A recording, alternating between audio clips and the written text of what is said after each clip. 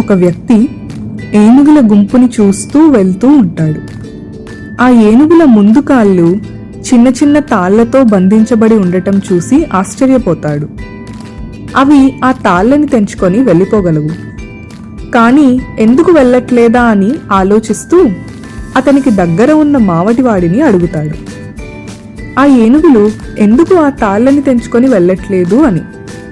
అప్పుడు ఆ మావటివాడు అతనితో అంటాడు, ఆ ఏనుగులను చిన్న వయస్సులో అవే తాళ్లతో బంధించాను. అవి ఆ వయస్సులో తాళ్ళని తెంచుకోలేకపోయేవి. వాటి మనస్సులో ఈ తాళ్ళు తెంచడం మా వల్ల కాదు అని ఫిక్స్ అయిపోతాయి. కాబట్టి అవి ఎప్పుడూ ఆ బంధాలని తెంచుకోవడానికి ప్రయత్నించవు. అదేవిధంగా మనుషులలో కూడా గతంలో ఒకసారి ఫెయిల్ అయ్యామని మరోసారి ప్రయత్నం చేయడం ఆపేస్తారు.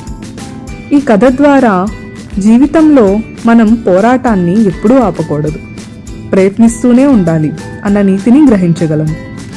ఇలాంటి మంచి మంచి వీడియోస్ కోసం మన ఛానల్ని సబ్స్క్రైబ్ చేసుకోండి.